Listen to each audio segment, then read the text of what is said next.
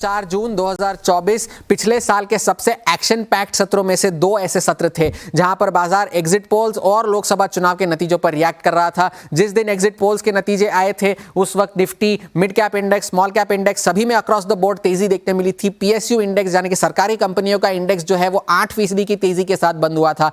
मगर 4 जून को जब लोकसभा चुनाव के नतीजे आए और यह पता चला कि बीजेपी 272 के आंकड़े से नीचे रह गई है, तब जितनी बढ़त हमें 3 जून को देखने मिली थी उससे दुगनी गिरावट हमें 4 जून को देखने मिली है, जो आप स्क्रीन पर देख सकते हैं। अब अगर हम बात करें निफ्टी की, तो पिछले जब पता चला बाजार को कि नरेंद्र मोदी की सरकार दोबारा आएगी तो रिकवरी थोड़ी सी शुरू हुई, बाजार ने रिकॉर्ड हाइज लगाए और पिछले 7-8 महीनों की बिकवाली के बावजूद जो है निफ्टी ने 13% के रिटर्न्स दिए हैं, मिड कैप इंडेक्स ने 17 और स्मॉल कैप इंडेक्स ने 15% के रिटर्न्स दिए हैं। मगर जिसने रिटर्न्स नहीं दिए हैं वो है पीएसई इंडेक्स, जो कि सिर्फ 4.5% की तेजी पिछले 1 साल में देखने मिली है, और वो भी सिर्फ इसलिए क्योंकि सरकारी कंपनियों में हाल फिलहाल में काफी तेजी देखने मिली है। अगर हम निफ्टी की बात करें तो 5 कंपनियां ऐसी है जिसने 40 से 50% के बीच पे रिटर्न्स दिए हैं और 13 कंपनियां ऐसी है जिन्होंने नेगेटिव रिटर्न्स भी दिए हैं। तो अब वो कौन सी ऐसी कंपनियां हैं निफ्टी की जिन्होंने आउट परफॉर्म किया है पिछले 1 साल में? जो नए एंट्रेंट्स है, बीईएल, इटर्नल, श्रीराम फाइनेंस, इनका नाम इस लिस्ट में शुमार है।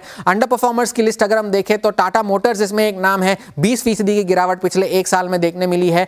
और अगर हम बात करें मिड कैप्स की तो उसमें जो तेजी, उसमें एक नाम है पेटीएम, जो अपने आईपीओ प्राइस से अभी भी 56% नीचे है। मगर अगर उस वक्त आपने शेयर खरीदा होता 4 जून को तो आपको 160% के रिटर्न्स देखने मिले होते। मिड कैप्स के अंडर परफॉर्मर्स में वोडाफोन आइडिया, ओला इलेक्ट्रिक जैसे नाम शामिल है जिसमें 30 से 50% की गिरावट देखने मिली है।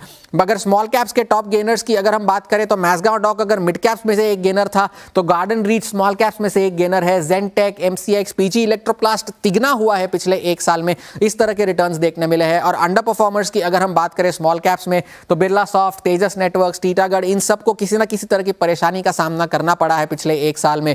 अब अगर सरकारी कंपनियों की बात करें तो वो ऐसी सरकारी कंपनियां जो 100, 200, 300% के रिटर्न्स दे रही थी, पिछले 1 साल में 10 से 20% के रिटर्न्स भी पार करने के लिए उन्हें मुश्किल हुई है। और अगर अंडर परफॉर्मर्स में अगर हम नजर डालें तो आईआरएफसी, आरईसी जो पिछले साल और 2024-23 के आउट परफॉर्मर्स थे, उनको अगर 11 से 14% की गिरावट पिछले 1 साल में देखने मिली है। तो बावजूद इसके कि ग्लोबल क्यूज बेहद निराशाजनक रहे हैं, बाजार ने ठीक ठाक रिटर्न्स दिए हैं पिछले 1 साल में, मगर सरकारी कंपनियां अब ये सोच रही होंगी कि हम भी अपना हाथ ऊपर करें और कहे कि अपना टाइम वापस आएगा।